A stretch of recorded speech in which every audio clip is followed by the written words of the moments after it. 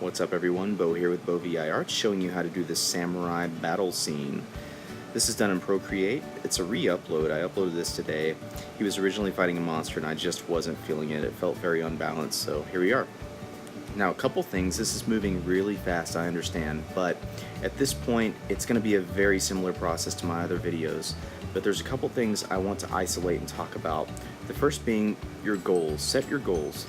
Now what I mean by that is, for example, my goal in this was to use as few paint brushes as possible. So I used one brush on these characters, and to get this impressionistic kind of style where you can see the brush strokes really great if you zoom in, or if you're further away it seems to be really detailed. To get that style I actually used one brush and I turned my eraser tip into the same brush. So you kind of have that jagged look. Looks awesome, I love it. Now also the background is a light gray. I used a light gray because it's easier to differentiate the values here from dark gray to light gray, especially in the white. White should be reserved for your hottest color. It's the hottest light source. Excuse me. So now I'm just enlarging the brush. I'm doing a couple of random strokes in the background. You're not going to be able to really tell what they are, but you know, whenever you're just looking at it, you assume it's trees. Your mind just works into that. Now the blood spatter there was from the earlier piece, and I decided to keep it. If you're looking for that effect, you can just get a simple spray nozzle brush. It was the only other brush used in this piece. And you can open a new layer and use the effect multiply. And you can just crank the opacity all the way up. Now for this figure, what I ended up doing is a couple things. I started really digging. I was like, oh, he looks really cool. Excuse me, I think I'm coming down with a cold. I could edit out those coughs, but it's not going to happen. So anyway, I started doing this figure, and I was really liking the way he looked, and it still seemed a little unbalanced. When you do something like this, it can be really tricky because you're not really going to have a focal point. You want something to be the focus of the picture, and I realized that my eyes were kind of battling between the details, you know, which one looked cooler, which one my eyes focused on more. So what I ended up doing is painting him, and then I painted over him as a silhouette.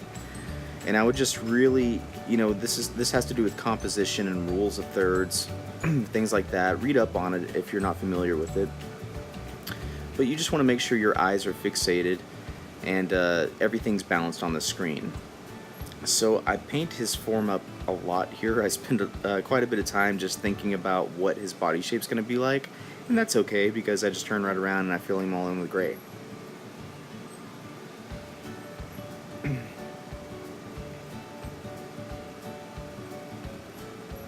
So now I'm playing with his overall size and position, and I'm just thinking, okay, if he's standing across from this field, where would he be at?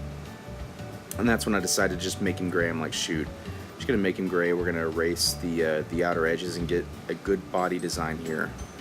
And this turns out really cool. It's a really cool effect. So if you're going for a silhouette, do kind of like this. You know, start with a good humanoid position and figure, and kind of figure out where you want it on the screen.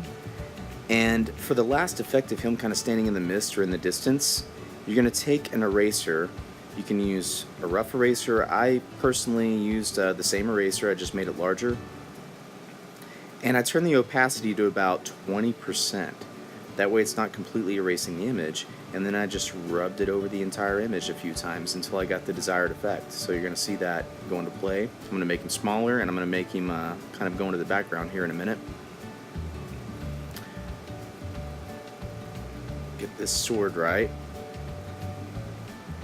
I have so much trouble with those. So I decided, you know what, I'm not going to make his feet really stand out. I kind of want him standing in the mist there, so it's a really simple piece, guys. It took me about 3 hours all in all to complete this piece from start to finish, and that doesn't include the weird monster thing. I can upload that later if you guys are interested. But if you have any suggestions, any tips, any requests, let me know. Thanks for tuning in so much, guys, and until next time, peace out.